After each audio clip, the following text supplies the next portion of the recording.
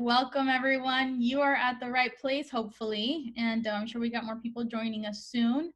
Thank you so much for coming by.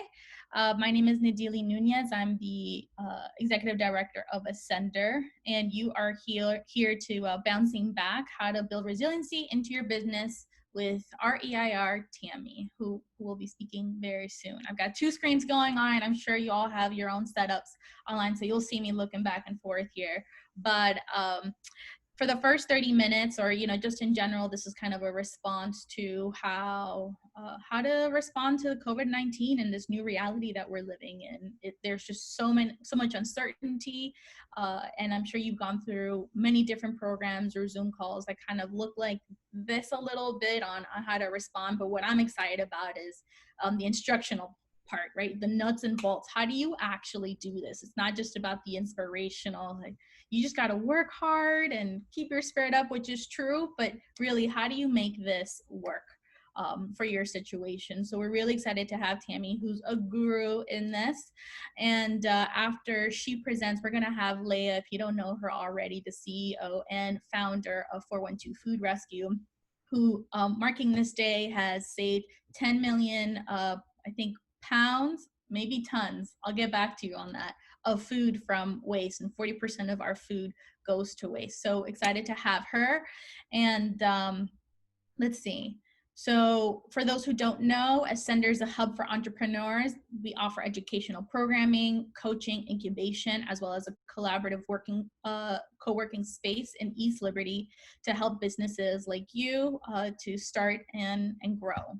Now just want to point out a few people from our team. We have Anya, who, there she is. She's our innovation director. She's been organizing all of this with our also program coordinator, Ben, if he'll wave there. Lastly, we have Tammy, who's our EIR, who you'll be hearing from shortly. And speaking of Tammy, she has had firsthand experience as an entrepreneur in starting her own business, as well as corporate experience as VP of data analytics, marketing, campaign strategy, forecasting at TD Bank. And she's also done internal strategy consulting at PNC's Bank Strategic Initiatives Office.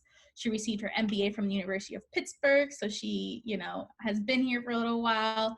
And then she also is a startup consultant for economic development organizations in Pittsburgh and beyond. So I want to not spend too much time here because you're not here for me, you're here for Tammy and Leah. So I'm going to pass the mic on to Tammy. Thank you so much, and please welcome her. Thanks, Nadili. That was a very good introduction, very complete. I will caveat to everybody that I have like two laptops going on here, one with the presentation in Zoom and one with like speaker notes in Excel. So if you see my eyes wandering, it's just because I'm trying to spot where I need to go next. So don't be bothered where my eyes are going. And I will share my screen now. Let me know if you can see it. Well, while Tammy's doing that, just so you know, if you have questions, please feel free to add them to the chat box. We will answer them during the Q&A portion of it. We might not be able to get to all of them, but please feel free to use the chat box for that. Thanks. All right, so I wanted to share an agenda before we got started. First of all, I hope everybody and their family are safe, and welcome to this session. So there are a few important things to have a full grasp on when it comes to your business that can help you make the most ideal decisions when the economic situations turn or change. My recommendation is, one, to understand the economic climate that you are operating under and how it affects your business. We know that there's many macroeconomic forces outside of your control. And then once you know the economic climate, reevaluate your value proposition. Is it still there? We've seen some businesses completely lose their value proposition. And as an example, there are some factories that have turned to mask production, for example, in this specific situation that we're in. And then, you have to gauge the size of your business, your cash flow, and your burn rate. And I'll discuss all of those concepts later on. And once you know where your business stands at each of these items, then you can run your scenarios. Ideally, you would use your financial projections if you had one. If you don't have one, you need one, because you better believe that your competitors are using one, especially large companies. They don't go without this. And if the larger companies are already ahead and are better prepared, then they'll they'll be better off by that much. And so as a startup, you need to do kind of like a double effort on all of these things. And lastly, when it comes to business resiliency, it's important to put your plan on paper, because you'll be doing your business a disservice if it's just an afterthought. Oh, this is what I'm going to do. I thought about this 3 months ago, but then there's not an actual plan around it. Afterthoughts are not the same as a real plan. All right, so the first item is the economic climate. As entrepreneurs, you need to be familiar with different economic situations. You're pulled in different directions. And these economic situations have a tendency to affect your business. So right now we know of a few. We know that we can have stock market crashes out of the blue, like in 1987. And then we had the dot-com bubble. We had the housing bubble and subprime loans of like 2007 and 2008. And then we have a pandemic now. So these things all out of your control. What's in your control is how you respond. And so that's very important, to be prepared so that you'll know how to respond. And there's 3 or more possible climates to prep for, I would say. One is a contracting or negative growth economic climate, because that affects everybody, even though you're a business that's doing well. A slow climate where everything is just chugging along, you're chugging along maybe. And then one is an expansion. And I would argue that, in a slow climate, I think startups can still rake in about a 10% year-on-year growth.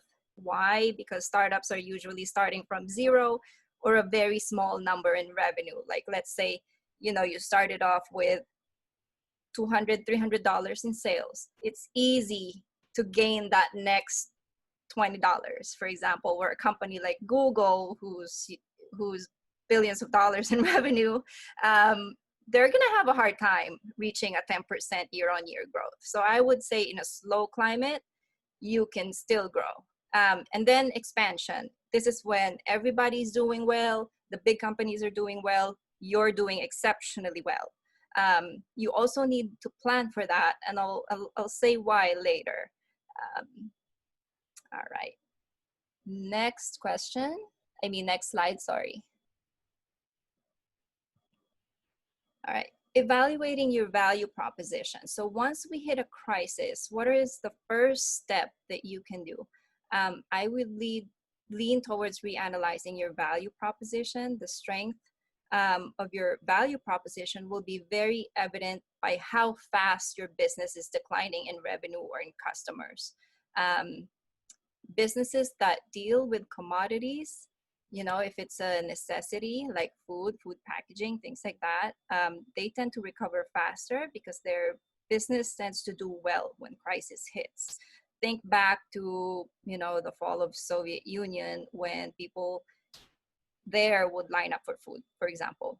It's always the necessities, but your decorative businesses or your jewelry business, those are going to take a longer time to bounce back, probably years if it's really, really hard hit. And then on the other hand, service businesses have varying degrees of resiliency. I would say that right now in this current situation, marketing, financial planning, strategy services, they tend to do well because they suddenly become more urgent and important in times of tough economic situations, because there's a lot of other businesses that need that kind of help. So my advice is assess your product and service value propositions. Is it still strong? Are you seeing a real definitive decline? Be truthful. And I always say, since I was a data person, back up your assumptions with sources that are third party. And you can access this in the library, any library. I recommend IBIS or Passport, Passport is more for consumer goods. So you'll see what kind of growth or decline that's expected in your industry, and use that to back up your assumptions. And when you're running your scenarios, plug those growth rates in and see how how your business will do once you plug those in. Those estimates by these industry reports are directionally accurate. They're not going to be off by much if you're looking at an industry perspective. Right? Business size. Here's another thing that you have to look at and be truthful with your own business. So you can see here, I simulated 2 companies. One is generating $20,000 a month in revenue. One is generating $10,000 a month. If you look at the net income of the 20K per month revenue company, you have a few months before you start hitting negative.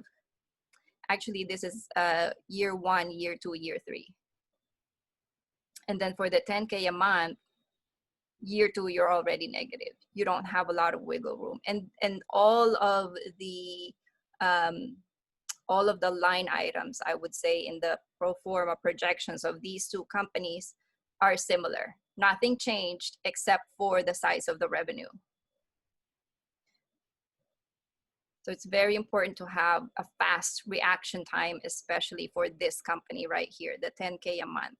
Because before you know it, you're still paying the same amount of salary, you're still spending the same amount of marketing budget, your cost of goods is still high.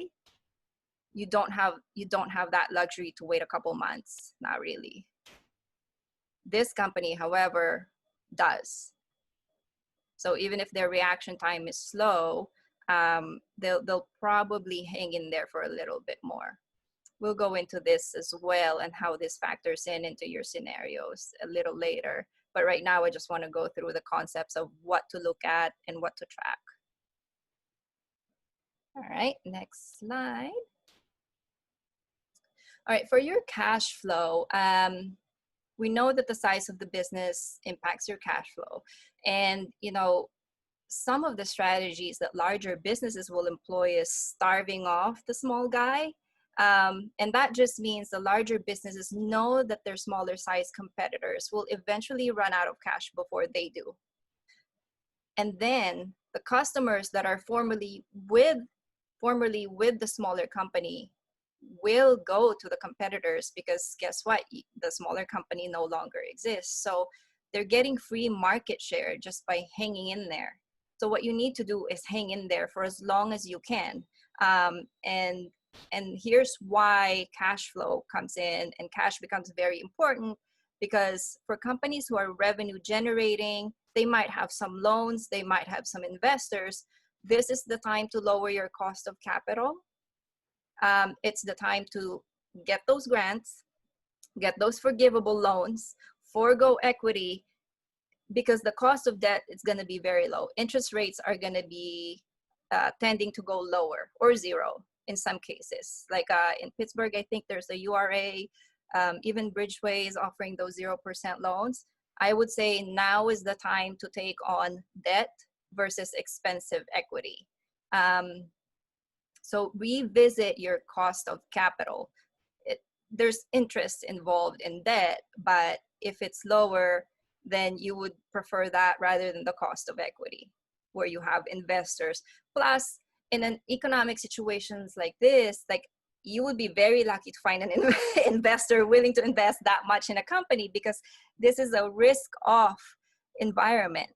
Investors probably are not getting their money out of previous investments, and so they therefore cannot invest in your company. And if there are investors with cash, suddenly their cash is worth a lot more. You're probably going to have to give up more equity for you to be able to get that investment. Whereas before, it might have been cheaper. So in a risk-off environment, try not to go down the road of equity from investors, because you won't know how you're going to be able to return their capital either. So that capital becomes more expensive. There's less of it going around. The appetite is just not there. So try to sustain your operations through grants, forgivable loans, and debt in that order. I'll repeat that. Go grants first, forgivable loans second, debt, and no equity, if that makes sense. Any questions there? I'll pause. No? Okay. So burn rate is very interesting. If you... I'm sorry, I actually Yes. do have a question. I have a question.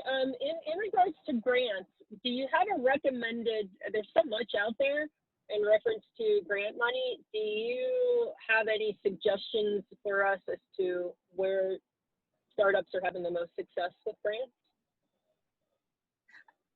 I don't know of the success rate, but I do know there are a couple of grants out there.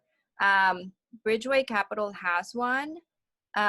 URA has a 0% loan. And I think there might have been another grant just when I did the Google search in Pittsburgh. But I don't recall the name right now. What happens is when I find these grants, I send it out to the entrepreneurs within the Senders network that I have the email addresses of. So if you leave us your email, we can forward you those links to those grants. I have to look at all of the lists that I've researched. Perfect. Thank you so much. Thank you. Sure.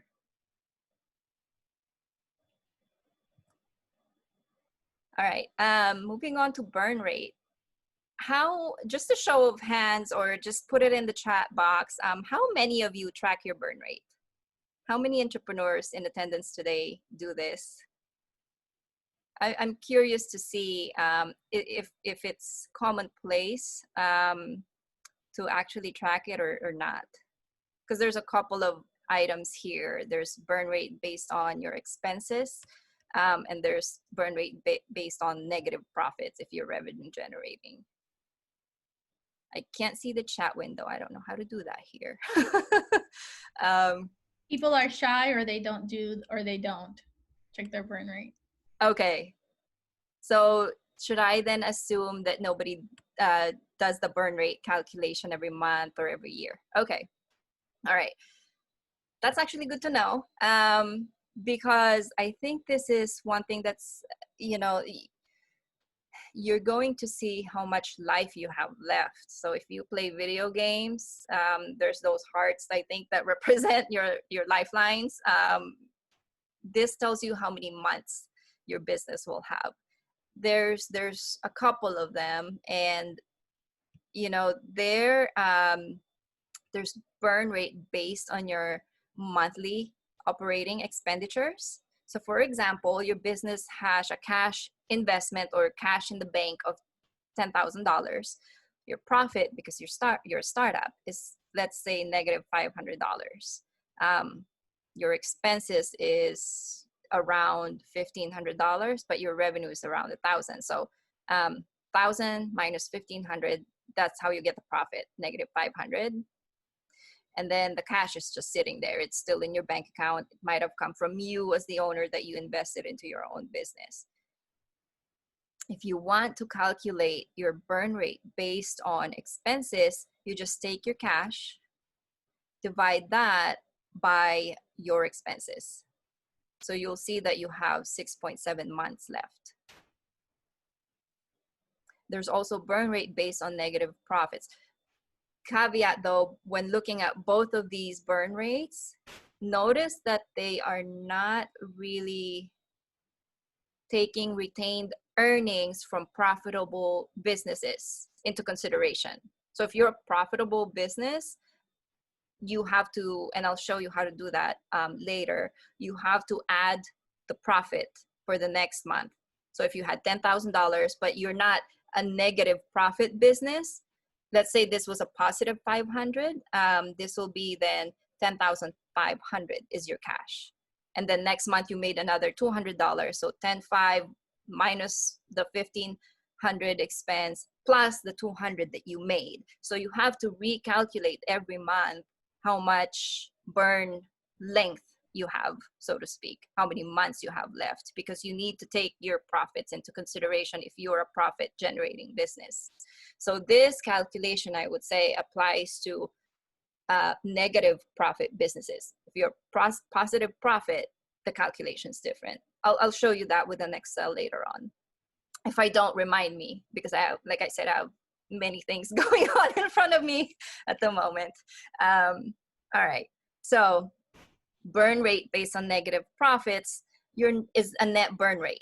The first one was a gross burn rate. I would say your net burn rate will always be longer. You see 20 months here. This will always be longer than your gross burn rate because you're basing it off of net loss. Now, the first one, if you're basing it off of expenses, that's probably a good calculation if you have zero revenue.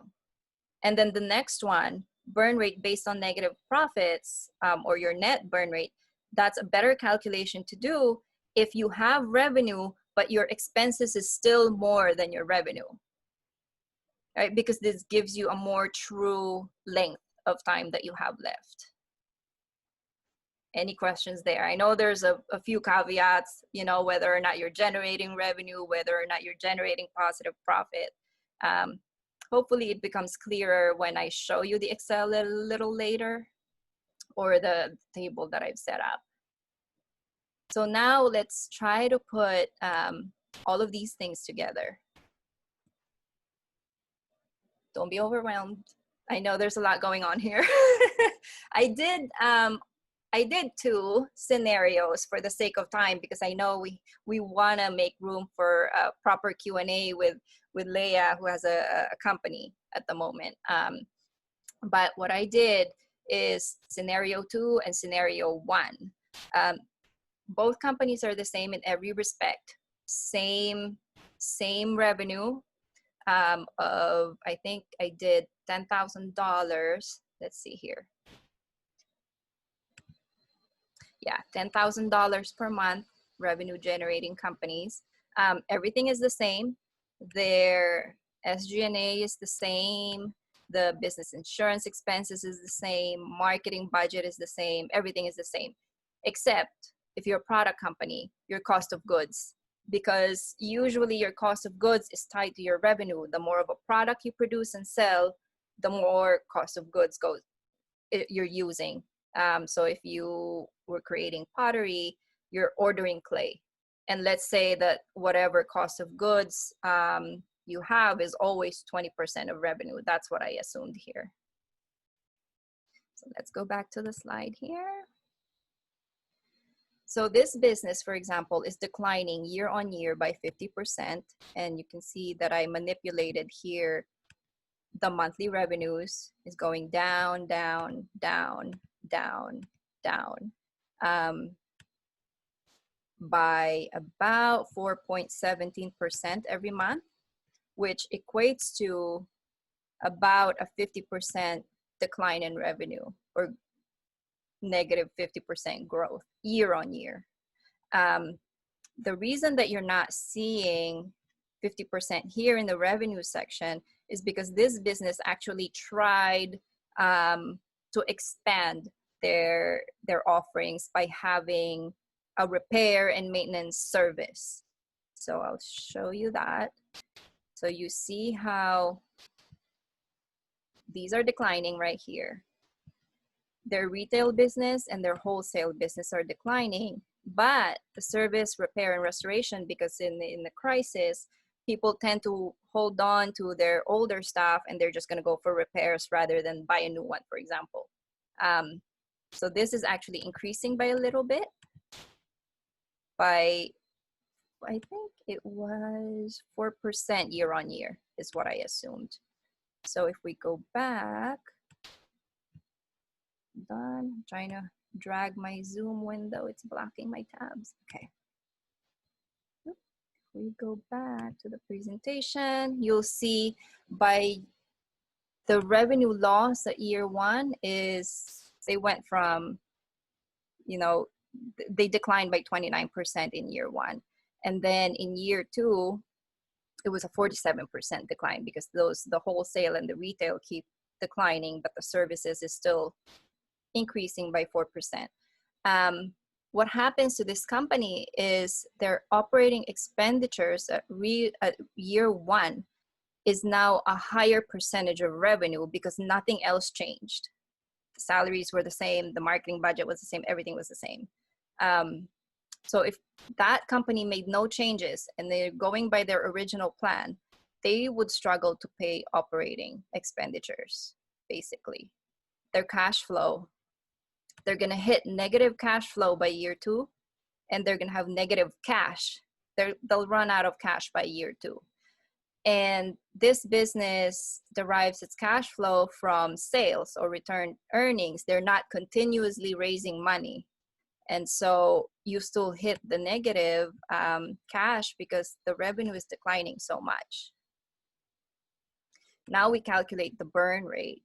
So this business, for example, had an investment from the owners of $30,000 right here. And you know, we're not using 30,000, we're using 34,562 in the first year, because in the first month, because that's the profit that they made. So that's your total cash in the bank. If you wanted to calculate what your burn rate was the next month, then you have to use this plus whatever changes in cash. So you're always looking at your cash flow when you're trying to calculate it. You know, when you search for this on websites, they're not going to tell you to add retained earnings, but I think that gives you a false sense of how long you have left. You really have some time left if you're still generating revenue. It's not static at all. Like, it's not 30,000 divided by your average expenses for 12 months. That's a false sense of urgency. You have a little bit of time if you make the right decisions. And that's why it's important to have this in front of you so that you can see, wait, my cash is changing. It's not just the investment that I put in it. So you have to take that into account. But even after you take that into account, this business is gonna have a tough time because the decline is so bad. Let's say that the market was declining 20%. This business is declining by 50%. So that tells you that this business's value proposition is now weak. You're going to have to change that by offering other services, other means of business that is thriving during this kind of crisis. So once you've calculated your burn rate, it tells you have 8.75 months left. But again, like I said, it doesn't take into account your retained earnings or your profits. So what do you think would be the intuition of the founders of this company? They'll try to cut price to try and get more customers. But the problem with that is that will lead you to burn cash even faster if you cut the price to get more customers, because you're not going to get more customers. You've already lost very quickly a 50% decline in revenue. What would make you think that this is the type of businesses, without changing anything, that consumers will flock to? It's not. It's one of those ones that will decline. So the advice that I might have for this one, after running all of your numbers, is, first of all, cut your salaries, cut your operations, make it lean. You're not going to be able to pay those employees, and you're not doing them a favor by not telling them the state of the business, unless you apply for grants and forgivable loans. I would advise this company not to take on debt, because then the interest payments will add to the further decline of your cash flow. You can only run with free money in this scenario. I would also tell this business, keep your current customers. Don't try to expand unless you've found a way to attract more customers by having a stronger value proposition. So you now see how the value proposition will tie to your decision, how your business size will affect your OPEX, your revenue, and your cash flow, as well as your burn rate if you take into consideration your profits. All of these things tie together. That's why you need a complete picture of your financials in front of you and your metrics that you track. Any questions there?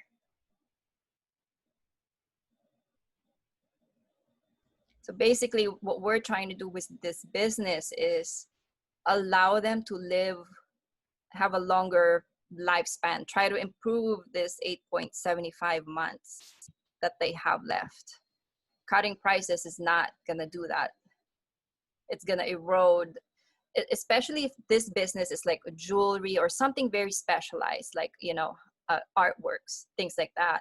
Because if you reduce the price, then you turn the product into a commodity, and it will be very hard, almost next to impossible, to go from a commodity to suddenly a specialized product again.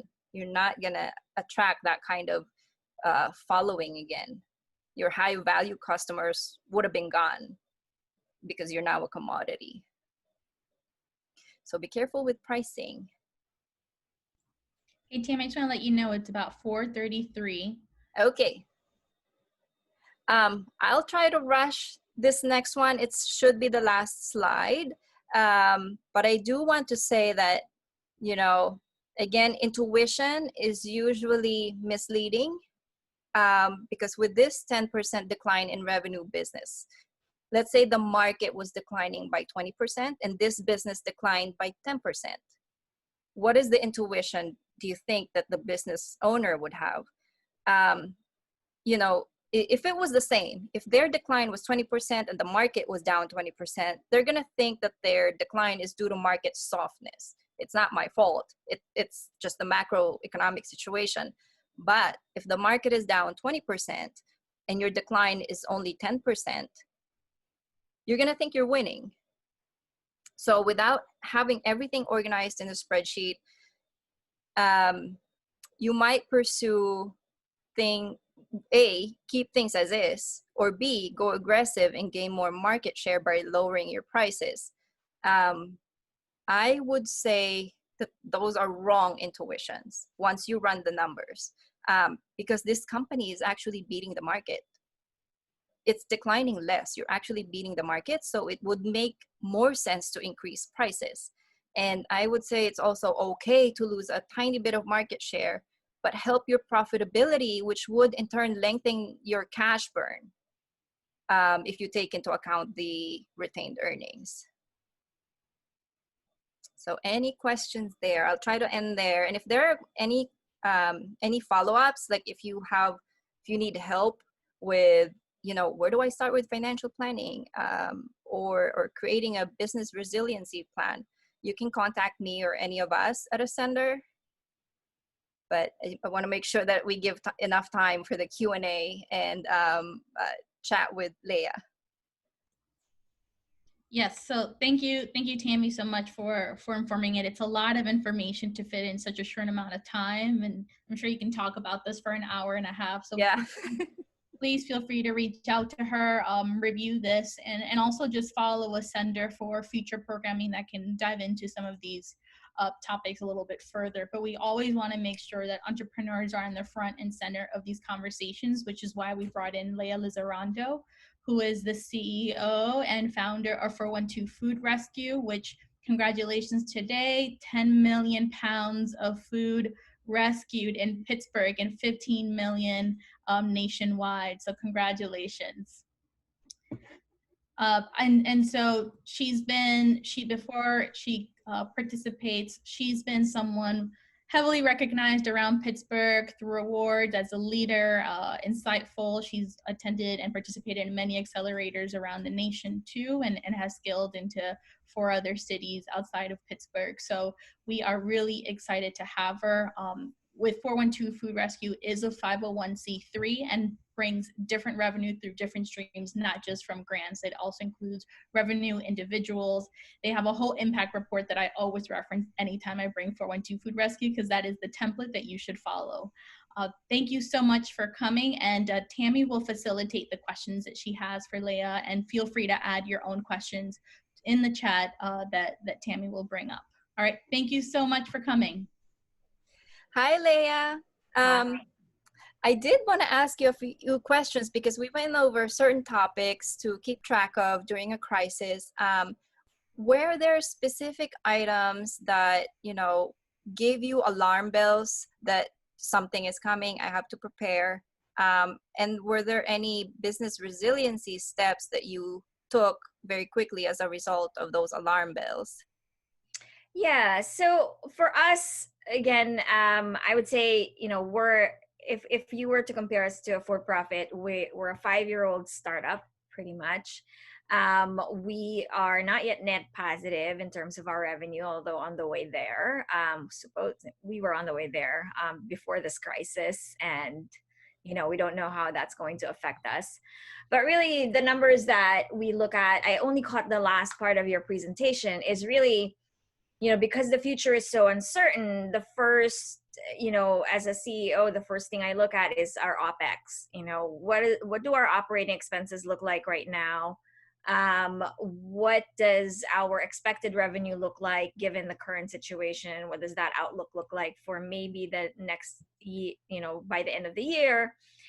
So hard to see into next year, but at least by the end of the year. And looking at OpEx and trying to see, okay, where can we cut expenses right now to make sure that we are shoring up and building reserves so that if we have to weather something, we can weather something. So that's the first thing we did. And as we figured out, as we weathered the first 3 months of the crisis, which is, basically the second quarter of the year, we have a better idea of what the world's looking like. The acute response is over. So right now, everyone's trying to figure out, what is kind of the longer term response as we accept this new situation. And and getting a pulse on our revenue streams too. So which of our revenue streams are we seeing that might be impacted by this? And if so, how can we, adjust other revenue streams to either make up for it? And as you did, play with different scenarios. And after we did that, we actually realized that, we have to strengthen one major revenue stream, and we're actually going to make a hire to be able to do that. So it's not about not spending money, but going where you're strong, and then making sure you have all of the resources to go full speed on where that stronger revenue stream is for your company. So you mentioned that going strong on some revenue streams are one way to do it. Did you have to sort of reorganize the roles and functions of your staff to kind of complement and support that kind of growth in one revenue stream, and kind of take them out of, if they had functions, from the declining revenue streams? Were there some sort of reorg or restructure that you had to do in terms of roles and functions? Much less reorganization than, everyone in a startup does everything anyway. So it's really all about, pausing certain, maybe, we plan to hire, 2 more people for this, job function. We're not doing that. And instead we're investing in this other, side, because that's, that shows more possibilities in terms of shoring up more revenue.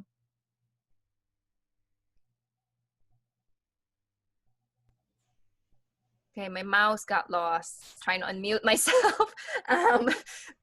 I was also curious, if you're willing to answer, you don't have to share figures, but were there any sort of cash related efforts that you had to do? If you were seeing a decline, or were you seeing like cash or funding were stable, or did you suddenly have to go out and raise some sort of funding to support this new initiative that you had to go towards? Yeah, so, we received a PPP loan that helped us with cash flow. We also have healthy operating reserves. So we were pretty prepared for this crisis. But also, fortunately, the quote unquote market we serve is a market that is growing in this crisis. So it's actually, because we do serve in human services and in first line. So a lot of that has a lot of investment available. So we actually were able to invest in our technology more than we would have prior to COVID, which is really strange. But, you know, the impact of COVID, I think we will feel in our market, the people we sell to, which are other organizations that are not experiencing this boost. So what we're trying to do is figure out how to basically enable our market to be able to still purchase our product. And, you know, there's different models for that, whether it's, you know, underwriting, whether it's, you know, raising money for them in their city, or, you know, as you mentioned as well, you know, kind of playing with different pricing models that, you know, would allow them to access the product now, and then, you know, maybe delay, you know, a post-COVID pricing, which we are seeing with other software companies that we in turn buy. You know, we have certain integrations in our app that have COVID pricing and then post-COVID pricing. Got it. And last question from me. So everybody else prepare your questions. I was wondering how often do you look at your financials, your metrics, your performance, things like that, pre-crisis, during crisis, and maybe post-crisis? Is it daily, weekly, monthly? Do you suddenly become obsessed with it, or are you suddenly, I don't want to look at it right now and I don't feel I have to? Yeah, I mean, I typically look at our budget performance, you know, quarterly, and then more intensely we adjust it in the, you know, in the first half, after the first half of the year. So we're in that process right now. We're realigning our budgets. And, you know, of course, there's some expenses that we didn't realize, and then expenses that we realized in the crisis, but also revenue that we didn't realize, and then revenue that we did realize. So we have to kind of do a little readjustment of everything. So we are in that stage right now, and people's investment patterns are also beginning to change. So there was a big kind of gut response, knee-jerk response as COVID hit. And then now that everyone is kind of taking stock and understanding more what their own companies and their own investments are going to do, you know, towards the end of the year, you know, our kind of rate of, you know, fundraising is also kind of slowing down or getting back to normal levels. All right, I want to give an opportunity for everybody else to ask a question. Yeah, I received a couple of questions sort of privately here. One of them, you know, it's actually rare to hear that an organization had a reserve, you know, and so you were prepared. What, when you're a startup, you feel like you never have money, and to think to also take the little money that you have and put it in a reserve.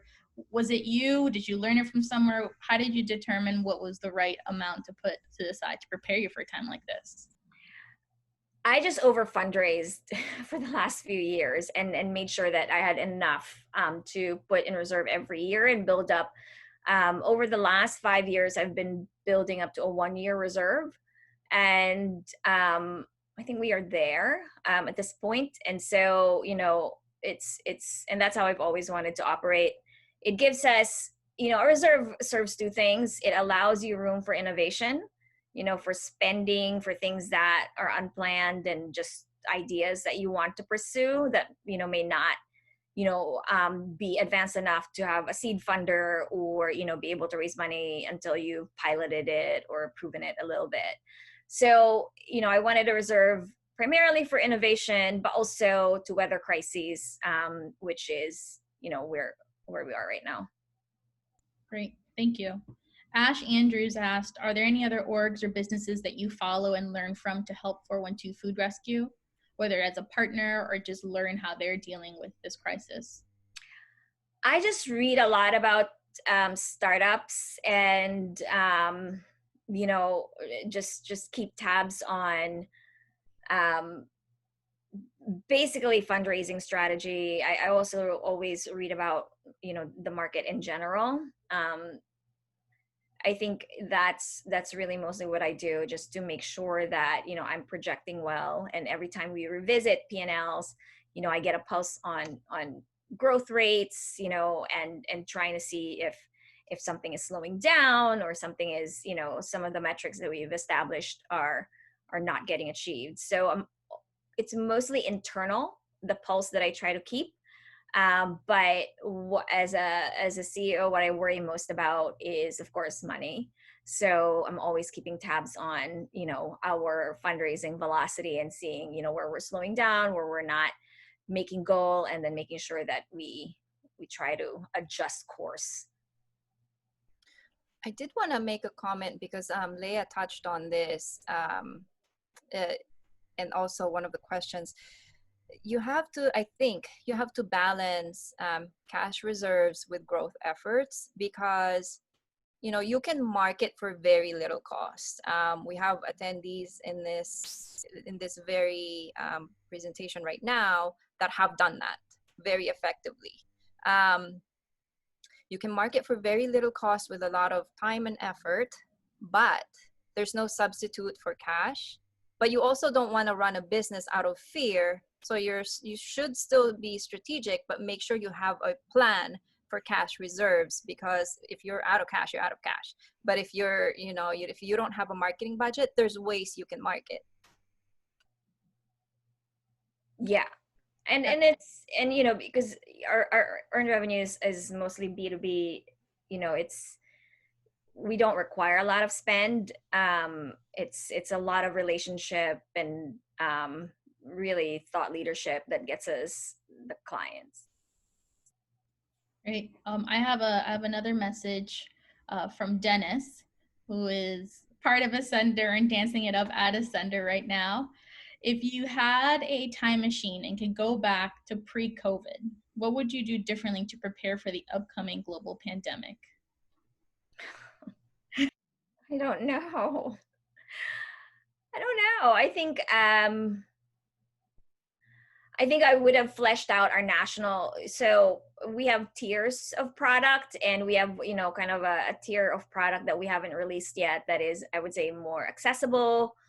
It's not the premium version of our product. And I wish that we would have, planned that earlier, because right now we're just playing catch up, as we know that, nonprofits don't have as much money for our premium product. We're releasing this product that is much lower tier, and it's not well fleshed out, and it's, the strategy for that is not really there. We're going to, row the boat as we, as we actually sail it. So it's going to be interesting. I have another question, but Tammy, it looked like you were going to say something. Okay, so from what you're reading, you're really in tune, Leah, on what's going on, and you're part of different organizations. Do you recommend that companies recreate their business model given this new reality, or do you think this is temporary and their fixes should be a temporary one as well? I mean, COVID is temporary, but the effects of it won't be. It depends on what you're doing. I mean, I think all businesses in some way will have to, adjust course, and it depends on what your business is, how much that adjustment is. It depends. I think, and Leah didn't see this prior to when she joined, but earlier, that I think that's when you reevaluate your value proposition, if it's still there, and do you think it'll still be intact the same way after COVID? And you can get a sense of that by looking at your decline, how fast you're declining is how fast your value proposition is eroding. So if you're seeing a lot of erosion, then it's time to maybe make a temporary but going to permanent kind of extension of whatever it is that your business does. Just my 2 cents. The faster the decline, the greater the erosion of your value prop. Yeah, it's very specific to what you're doing, and I just it's very hard. It's hard. Yeah, it's hard without knowing the specific business. But if you are having that kind of challenge, we're here at Ascender. Basically, we can meet one-on-one. Any of us with Ascender can brainstorm that out with you. This might be sort of a I won't create judgment on this question, but it's one that is relevant to all from seeing here. And it's that when you become an entrepreneur or a founder, you don't really go in for the financial analysis that you have to do or the financial projections, but that is such a crucial part of your business. And now that you've done this for 5 years, but thinking back maybe when you first started or earlier, how do you get yourself to sit down and get those spreadsheets out, to go through your, Intuit, to do all that? And especially during a pandemic, it's scary too. Yeah, it's less about scary. It's just I don't like it. I don't enjoy it. It's not, but it's something I have to do. And you really, as founder, you have to do it. You have to understand your numbers. You have to understand your P&L and where costs are coming from, because then you have to understand your cost per, right? So whatever you're selling, whether it's a widget or software, it's like you have to understand your unit cost. And to be able to understand your unit cost, you have to understand your P&L and where your expenses are going. And it's a slog. I mean, some people enjoy it. I'm not one of those, but I psych myself up and just really set my environment so that that's all I'm doing for one afternoon, because I know I'm going to stand up and resist it and look at my phone and check something else because I'm trying to not do it. But if I give myself enough window of a time, I do get through it. And giving yourself a deadline is also good for, setting an artificial deadline. Oftentimes, maybe it's an investor that will do that for you. That you have this investor meeting that's coming and you do have to present your P&L. Those are good, because if you, don't enjoy it as much as I don't enjoy it, it forces you to actually just do it. Agreed. It really, my board meetings are the main reason. I need to make sure I have my stuff together for these board meetings. Yeah. I'll throw out an inspiration. Oh, go ahead. Hi, this is Ingrid, Leah. I want. Hi. One thing that I actually have two questions, but one comment is I think it's your charisma and how you present.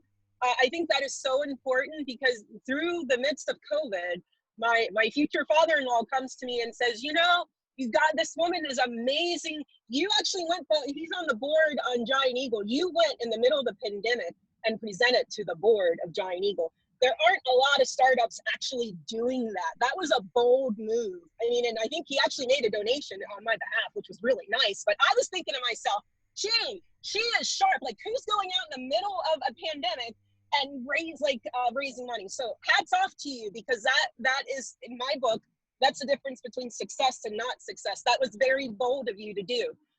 My follow-up question to that is it different for you being a nonprofit in raising funds, especially in the midst? I can see how it was advantageous to get, because his whole thing is, we have this hunger problem, this crisis, we got to find someone to give to. And you were there at the right time. How much of that played a role into it? And prior to you coming on board, they were talking about how difficult, because we haven't gone through a funding. But the funding is different now post-COVID. And I don't even know if there is a post-COVID. I wanted to ask you about that too. But the pricing or the investment terms, the term sheets are far more, and I've heard that from a lot of people, that they're far more strenuous now than they were previously. Has that impacted you? And do you raise money differently, being that you're a nonprofit? Yeah, so because we are a nonprofit, there's no term sheet. But I think the most analogous for us with all of you is that we do have a strong earned revenue model. So we see philanthropy as our seed funding. And it was mostly a strategy for me to realize, the idea by, because it's just easier to raise philanthropy. But really always had a strong earned revenue model that will eventually, negate the need for philanthropy, which is what which is what we're, going for. So wait a minute. So are you saying that there's a nonprofit side and a for-profit side of your company? Is that what you mean? Off the technology as a for-profit, a social enterprise. that we Oh, can take impact investment because it's now ready for that. And I think our strategy was, we would not have survived a startup period if we went straight to a social enterprise, because then we would have been raising equity money, and it's just not. the I was time, yes. not, and so we hedged our risk as a nonprofit, and now that we have a better view in terms of our path to revenue, or we already have the path to revenue, then we can now raise impact investment. So it's So, so maybe that answers my second question, because you mentioned multiple streams, or you mentioned streams, which equated in my head to multiple streams. And right now, we're actually looking at that right now, because we have an annual cost we just finished up a pilot, and we are looking at creating, using multiple different revenue models. And how important is revenue modeling for you in this new thing? And just to clarify, are you growing the for-profit side? Are you planning on going into this fundraising piece on, like, not being on the nonprofit philanthropy side and more on the for-profit side? And if so, what advice can you give us around that? Yeah. So revenue modeling is always key. So again, I don't enjoy it. It's just part of your P&L. And you just have to do it. And it's you can't escape that, because it also gives you an idea of how you need to. Financial modeling is the basis of everything that you do. It will tell you, what you're going for in terms of sales, and allow you to identify your milestones, which will then allow you to know when you can hire more people, and then impact your own growth in that sense. So there's just no way around it. It has to have a good, solid financial basis for you to be able to move forward. That being said, there doesn't have to be profit. I mean, Uber still hasn't turned a profit. It's, what is it, 10 years old? But you have to have a solid basis for your projections. And that's what's, going to get you your investment. Yeah. Thank you so much. It's 5 o'clock right now. If you have any additional questions, please feel free to contact us and we'll get them answered. But I just want to thank Tammy for the presentation and going in depth, and Leah for giving us the insight of the day of an entrepreneur during this time. And thank you all for coming and asking really wonderful questions. We will be sending out a survey. I know you have so many things to do. It literally takes 2 minutes, and it helps us bring great people like Tammy and Leah to future programming. So please take the time to complete it. There will be a video that you can rewatch and summary wrap up on our Medium blog, and then make sure to sign up for our newsletter to learn more. But thank you so much, Leah and Tammy, for doing this and giving us your time. Thank you, everyone. Thank you all. Stay safe. Yes, stay safe and take care.